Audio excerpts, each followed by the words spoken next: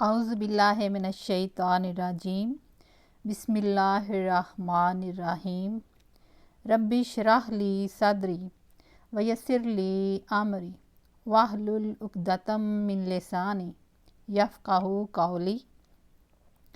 سورۃ بقرہ آیت نمبر 267 اور 268۔ ترجمہ: اے ایمان والو، اپنی پاکیزہ کمائی اور زمین میں سے تمہارے لیے ہماری نکالی ہوئی چیزوں کو خرچ کرو، ان میں سے بری چیزوں کے خرچ کرنے کا قصد نہ کرنا جسے تم خود لینے والے نہیں ہو، ہاں اگر تم آنکھیں بند کر لو تو، اور جان لو کہ اللہ تعالیٰ بے پرواہ اور خوبیوں والا ہے۔ شیطان تمہیں فقیری سے دھمکاتا ہے اور بے حیائی کا حکم دیتا ہے، اور اللہ تعالیٰ تم سے اپنی بخشش اور فضل کا وعدہ کرتا ہے۔ اللہ تعالیٰ وسعت والا اور علم والا ہے۔ ان آیات کریمہ میں اللہ تعالیٰ اپنے مومن بندوں کو صدقہ کرنے کا حکم دے رہا ہے کہ مال تجارت جو اللہ تعالیٰ نے ہمیں دیا ہے، سونا، چاندی، پھل اور اناج وغیرہ جو کہ زمین میں سے نکلتے ہیں، اس میں سے جو بھی مرغوب اور پسندیدہ چیزیں ہیں وہ اللہ کی راہ میں دی جائیں۔ ردی، واہیات، گلی سڑی، فضول اور خراب چیزیں اللہ کی راہ میں نہ دی جائیں، کیونکہ اللہ تعالیٰ خود طیب ہے اور وہ طیب کو ہی پسند کرتا ہے، وہ خبیث چیز کو قبول نہیں کرتا۔ اس لیے ہمیں خراب چیزیں جو ہیں وہ اللہ کی راہ میں دینے سے منع کی گئی ہیں۔ دوسرا یہ کہ خراب چیزیں اللہ کی راہ میں نہ دی جائیں جنہیں کہ ہم خود لینے والے نہیں۔ ہاں، یہ اور بات ہے کہ ہم چشم پوشی سے کام لے لیں اور ان کو لے لیں، لیکن اللہ تعالیٰ ایسا بھی مجبور نہیں ہے کہ ہم خراب اور ردی چیزیں اس کی راہ میں دے دیں اور وہ ان کو قبول فرما لے۔ اور یہ بھی مطلب ہے کہ حلال چیز کو چھوڑ کر حرام چیز یا حرام مال میں سے خیرات نہ کی جائے۔ حضرت برہ بن عازب فرماتے ہیں کہ کھجوروں کے موسم میں انصار اپنی اپنی وسعت کے مطابق کھجوروں کے ہوشے لا کر مسجد نبوی کے 2 ستونوں کے درمیان ایک رسی لٹک رہی ہوتی تھی، اس میں لٹکا دیتے، جسے اصحاب صفا اور مسکین مہاجرین بھوک کے وقت کھا لیتے۔ کسی نے جسے صدقہ کی کم رغبت تھی اس میں ردی کھجور کا ایک ہوشہ لٹکا دیا، جس پر یہ آیت مبارکہ نازل ہوئی کہ اگر تمہیں ایسی ہی چیز ہدیہ میں دی جائے تو تم ہرگز نہیں لوگے، ہاں اگر شرم و لحاظ سے بادل نخواستہ لے لو تو اور بات ہے۔ اس کے نازل ہونے کے بعد ہر شخص بہتر سے بہتر چیز لاتا۔ ایک دفعہ حضور صلی اللہ علیہ وآلہ وسلم کے سامنے گوہ کا گوشت لایا گیا۔ آپ صلی اللہ علیہ وآلہ وسلم نے اس کو نہ کھایا اور نہ ہی کسی اور کو کھانے سے منع فرمایا۔ تو حضرت عائشہ رضی اللہ تعالی عنہا نے کہا کہ کسی مسکین کو دے دیں، تو آپ صلی اللہ علیہ وآلہ وسلم نے فرمایا جو چیز تمہیں خود پسند نہیں اور جسے تم خود کھانا گوارا نہیں کرتی، اسے کسی اور کو کیا دو گی؟ مسند احمد میں ہے کہ رسول اللہ صلی اللہ علیہ وآلہ وسلم نے فرمایا، اللہ تعالیٰ نے جس طرح تمہاری روزیاں تم میں تقسیم کی ہیں، تمہارے اخلاق بھی تم میں بانٹ دیے ہیں۔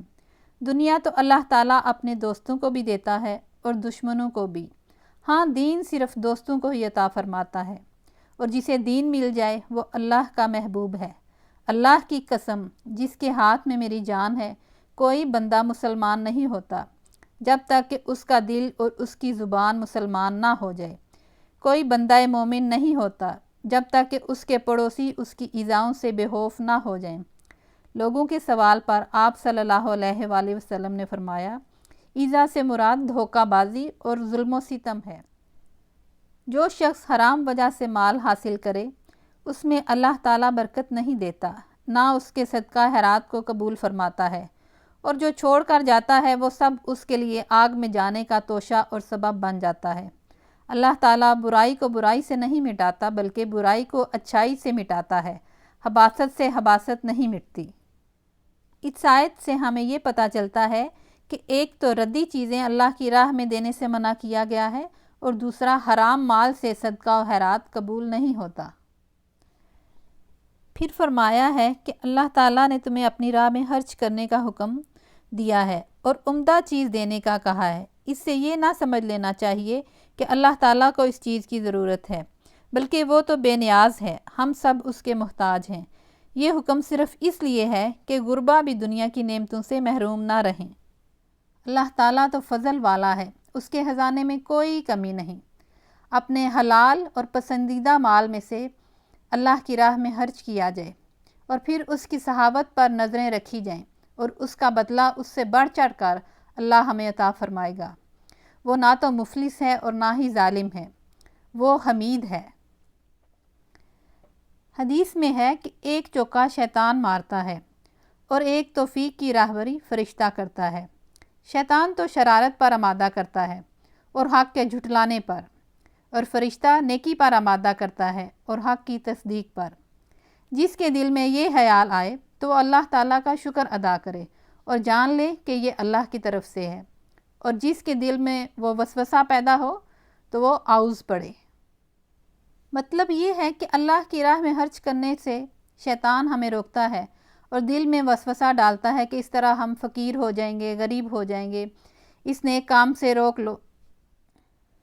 وہ نیک کام سے روک کر پھر ہمیں بے حیائیوں اور بدکاریوں کی طرف رغبت دلاتا ہے اور گناہوں اور نافرمانیوں، حرام کاریوں اور مخالفت پر اکساتا ہے، اور اللہ تعالیٰ اس کے برخلاف حکم دیتا ہے کہ خرچ فی سبیل اللہ سے ہاتھ نہ روکو، اور شیطان کی دھمکی کے خلاف وہ فرماتا ہے کہ اس صدقہ کے باعث میں تمہاری خطاؤں کو بھی معاف کر دوں گا، اور وہ جو تمہیں فقیری سے ڈراتا ہے میں اس کے مقابلہ میں تمہیں اپنے فضل کا یقین دلاتا ہوں۔ مجھ سے بڑھ کر رحم و کرم اور فضل و لطف کس کا زیادہ وسیع ہوگا، اور انجام کار کا علم بھی مجھ سے زیادہ کسے اچھا حاصل ہو سکتا ہے۔ السلام علیکم ورحمۃ اللہ وبرکاتہ۔